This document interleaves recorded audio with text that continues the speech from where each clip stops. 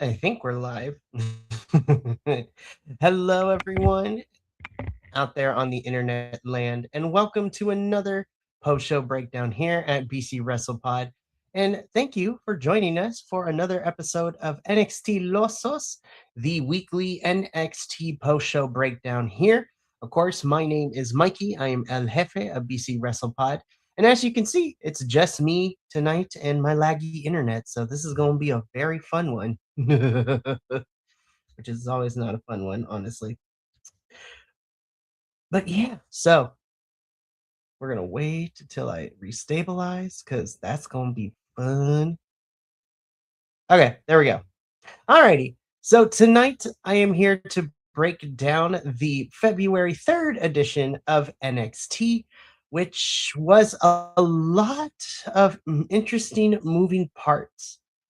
Of course, we are in the midst of another reset and a rebrand as certain stars have now moved on up to the main roster. And now we got to establish where we're going with some of our stories in these divisions. So I'm not going to bore you. This is going to be a relatively short one since it is just me. But before we get into all of that, YouTube, Twitch, and Kick is where you can find all of our lives as well as on YouTube for the edited reviews. We have social media at BC WrestlePod, where you guys can find us for the report cards and the previews of the weekly shows and everything, which is going to be fantastic. And on top of that, you are also going to be finding some other stuff as well. Merchandise at our shop, bcwrestlepodshop.fourthwall.com. And on top of that, we also have a coffee bot where if you want to help us pay for these streaming services and these pay-per-views out here, please be our guest, but no pressure. Alrighty, well, with that out of the way, let's just jump straight into it. So we kicked NXT off of this particular week with some breaking news. It is officially made that Shawn Michaels has appointed Robert Stone as our interim GM for NXT. This is on the backs of our former general manager, Ava. Her contract came up in WWE and she decided not to renew it. So, therefore, Robert Stone is our interim NXT GM. And we're going to see that Robert Stone is kind of, we're going to give him some time because so he tends to be pushed over a lot. But that is his character here in NXT. But apparently, Shawn Michaels also doesn't pay attention to what he's doing with the Diamond Collective over in TNA and how his personality is over there. But I digress. So, Robert Stone, this is his first show for his tenure as interim general manager of NXT. And let's just get into how his first show went. So we officially get things started with our opening match here. This is a triple threat for the NXT Women's North American Championship. This is the champion, Izzy Dame, taking on the challengers of former NXT Women's North American Champion, Thea Hale. And of course, you know, the Latina with all the power from Miami in Lola Vice. As much as I was excited for this match, I kind of figured that Izzy wasn't going to lose here because of another particular person who's been running around with Izzy over the last couple of weeks, which I'm going to talk about at the very end of this match. I thought this match was very solid. I think this was a smart way to open up the show where you have your women's mid-card championship in NXT open up the show, and it's a triple threat, so essentially anything goes, no DQs, no nothing of that sort, no way to get disqualified, which is interesting because we play hard and fast with the triple threat rules, but I am not the person in charge of the booking, and that is the rules that were set before us. I say that this match was good, but not great because my only critique that I have about this match is I'm noticing a trend when it comes to certain women's matches in NXT where we are moving from spot to spot, which is not necessarily a bad thing.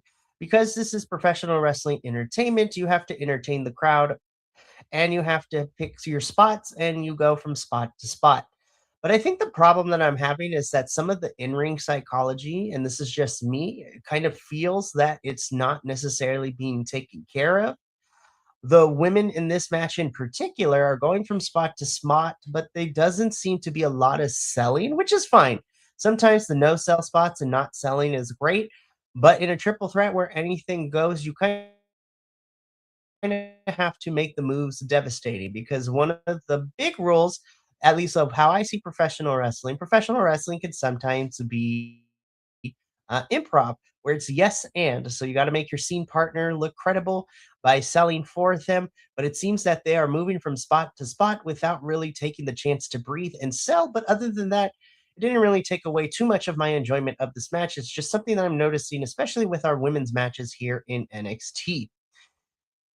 We would have a bit of an interference from Miss Kalani Jordan as she cost Lola Vice the match, which Izzy Dame takes advantage of, and she ends up retaining her championship here. We are on the collision course for Izzy and Tatum for this championship. I still feel a little weird how the story is progressing with this, with the fact that Izzy cost Tatum her NXT Women's Championship. Tatum technically wins the revenge match. And now we're going to continue to run Izzy and Tatum again, where Izzy taking the Women's North American Championship would be cool, but I'm a little trepidatious when it comes to that, given of how short Tatum's NXT Women's Championship reign was when she got the title off of JC. We're going to talk about JC a little bit later in the show, so I'm going to put a pin in that. But overall, solid match. I wish the women would sell more. And I'm really hoping that we kind of move away from going from spot to spot and not having moments for the match to breathe, but still a solid bout to open up the show. After this particular match, we head backstage where once again Zarya and Sol Ruka are not on the same page. Zarya confronts Sol about being in the Royal Rumble and not telling her. And Sol says that tonight they're here to win the TNA Knockouts Tag Team Champions, and she's going to win them for herself. And that makes Zarya a little upset. We're going to put a pin into our favorite couple, and we're going to talk about them during the match because it seems I think we are officially having a direction of where we're going as to Zarya and Sol kind of finally breaking up, and that feud is going to start at some point. After that, though, backstage, we see that Lexis King, the craziest painted beard of all professional wrestling, and Stacks, the current TNA International Champion, have some words with Chase U, specifically Uriah Connors, telling him that he needs to, go along with his birthright because of who his family is in the wrestling world. And this we get a tag team match made later in the show between Chase U and Lexus and Stacks. I'm gonna talk more about it because I don't like this group. I don't like this story, but you know what? It is what it is, and we're gonna talk more about my frustrations with this after the match itself. From here, we get a promo from Mr. Tony D'Angelo after weeks of attacking folks on the NXT roster and being escorted by security and essentially arrested and thrown into jail, only to be bailed out by Ava. Tony finally addresses as to what he is doing and why he is here. So, this is going to be interesting for sure. And my biggest issue, well, okay, I'm going to say my issues. I'm going to start with the positives, right? So the positives is I am glad that Tony D'Angelo finally allows us and he lets us in with his promo as to why he is here and why he's been doing what he's doing. But then he told us, and I'm a little perplexed because he's been attacking everybody but who he was attending to. So Tony's promo can be boiled down to two things here, right?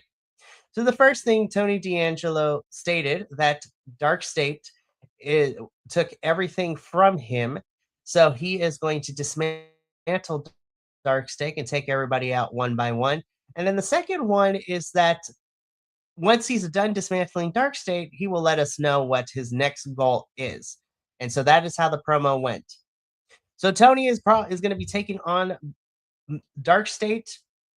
I don't know if this means Tony is going to run the gauntlet and he's going to take out the members of Dark State one by one, or if he's going to get some backup. But I'm here for it, but it's really weird because Tony was taken off television. We don't know what happened to Tony. That was never really addressed. And now Tony's motivation here is that he's disheveled, he's distraught, he is a man with nothing to lose, and so he wants to dismantle Dark State.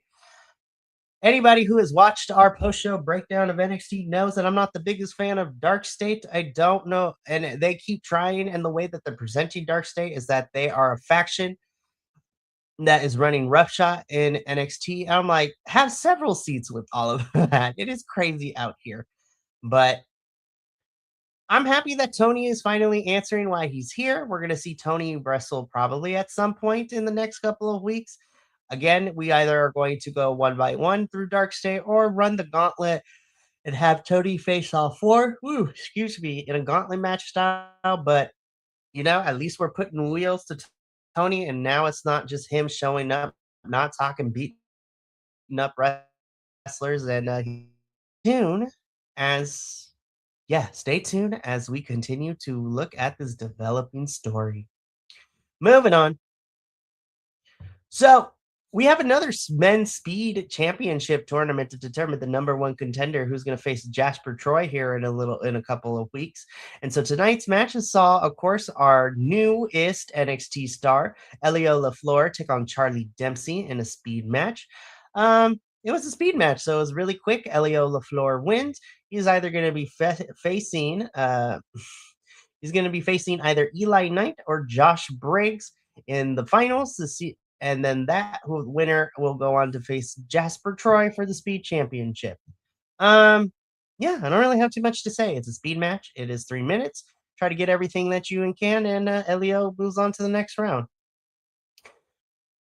Let me tell you, outside of our main event, I think this is one of my other favorite matches of the entire night. So this is the TNA Knockouts Tag Team Championship match. The challengers are Zaruka, so Zarya and Sol Ruka, taking on the current TNA Knockouts Tag Team Champions in the Elegance brand, being represented by Heather by Elegance and M by Elegance, also known as Maggie Lee.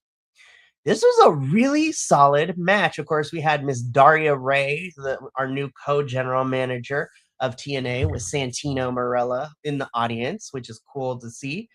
This match was really, really fun for two different reasons. Number one, the Elegance girls looked really good, and so did the Zaruka girls. All four women actually did amazing, and this was a match that perfectly exemplified what I had an issue with the opening match of the Women's North American Triple Threat, and is that this match had spots, but we also had time to breathe. We sold moves. We did some really great stuff. So that was one of the reasons why I really liked this match. The second reason why I like this match too is because of the consequences of the story that we've been playing at with Sol and Zarya for the last couple of months, and everything just imploded in this match. From Zarya not tagging Sol in, wanting to win the championships by herself, to Sol Ruka accidentally hitting a Soul Snatcher on Zarya, it just fell apart for the Zaruka girls, which would allow the Elegance brand to capitalize on the disjointed and miscommunication and allow them to retain the TNA Knockouts Tag Team Championships. So we are in some hot water with Sol and Zarya, as these girls are not on the same page. The relationship is at its breaking point, and we would see that no better than what happens next. But these pictures explain the downfall of the Zaruka. Is distraught after hitting a Soul Snatcher, and the Elegance brand capitalized by picking up the win here. Yeah, Zaruka, this was a big hit to their relationship. So after that amazing match, we had this where we had Lexus and Stax take on and beat Chase U. And I was just like, all right, well, thing that happened today, and that was on my television screen as I was watching this last night. And it is what it is. I'm just like saying this, you know what I mean? But whatever, it is what it is. Anywho. But the important thing that happens out of here is after the match, Andre Chase and Chase U are together. Uriah Connors just looks like he's over it. And Uriah leaves Chase U and heads to the back with Stax and Lexus King. So, well, very interested to see what is happening. And yeah, I don't really care for this faction with Lexus and Stax and this birthright. I mean, they were also trying to recruit Charlie Dempsey in all of this mess. We need to workshop the name, but at least we're developing some stories now that we have a reset among us. But this is one of the stories I'm not really caring about at the moment. Now, let's talk about this because this is an extension of what happened during the TNA Knockouts Tag Team Championships. Fatal Influence come out. JC Jane talks about her being in the Rumble. Zarya comes out and she is tired of waiting. She wants to face JC for the title. But then we had Ren QCC, like Kendall Gray and Ryan Sinclair, make their stake to the claim. So Ruka comes out and, also is here as well.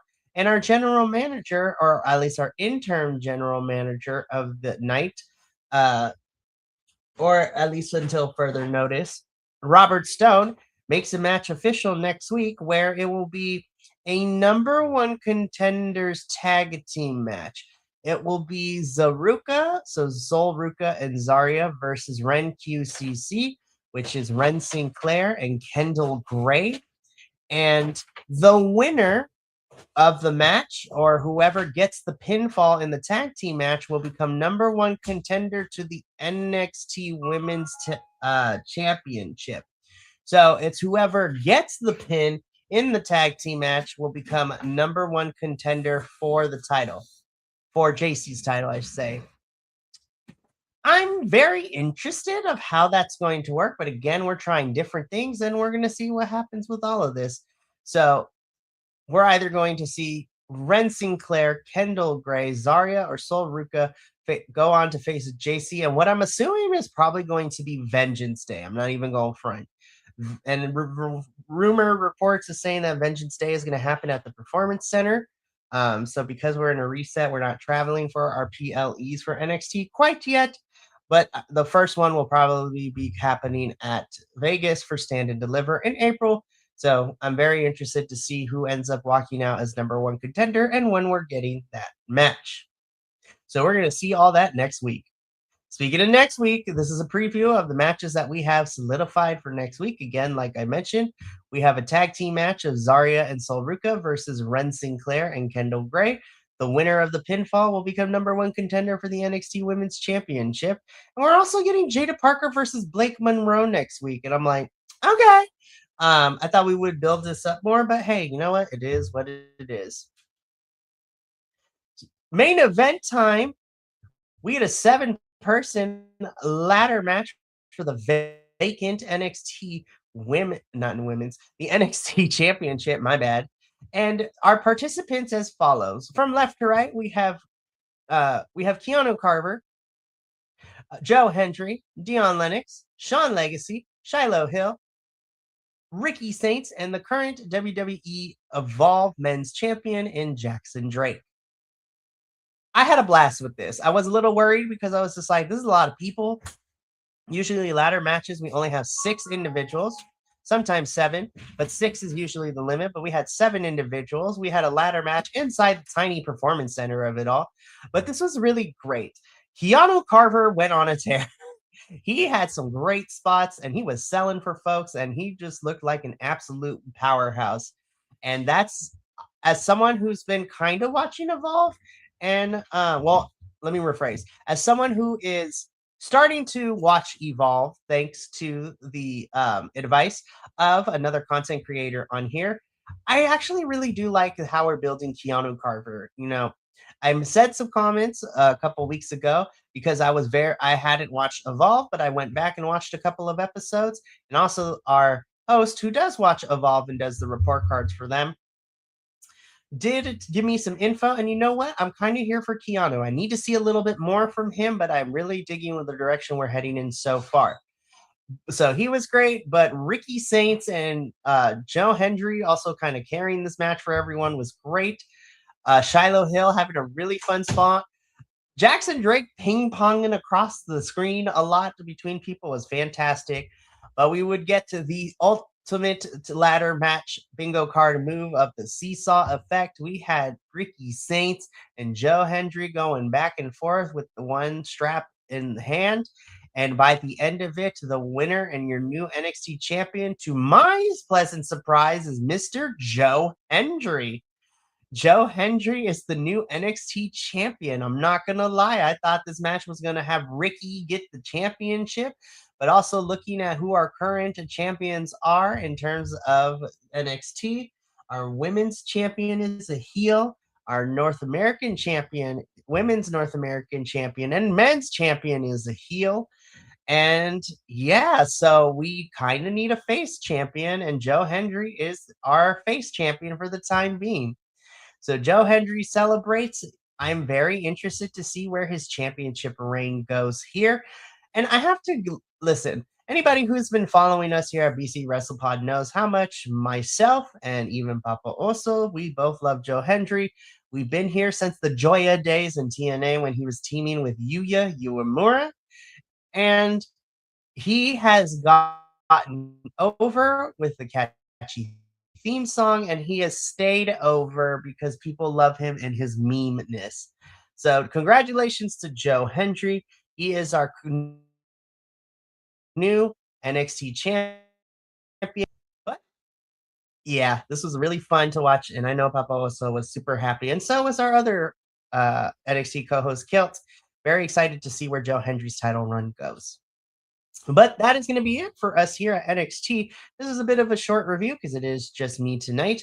But do not touch that dial because I will be back later tonight at 8 p.m. Pacific as I will be shifting gears from NXT to the heart of Arena Mexico as I am going to be talking about some CMLL wrestling. So some good lucha libre goodness. We had some folks from Ring of Honor and AEW popping up in this past Friday show, and myself and our virtual co-host Agent Lo-Fi. We will be talking about all the lucha libre goodness. But that is going to be it from here tonight. We have a jam-packed week still coming up. Like I said, we got CMLL at 8 p.m. Pacific tonight. On Friday, we have our TNA Post-Show Breakdown. And then on Saturday, I will be here to do a live watch-along for MLW's Battle Riot 8, where Mads Kruger will be putting his title on the line against 39 other individuals. And who will walk out as our new MLW World Heavyweight Champion? Well, you're going to have to tune in Saturday to find out. But from all of us here at BC WrestlePod to you at home, remember to take care of yourself, love one another, stay iconic, and more importantly than anything, you always deserve to finish your story.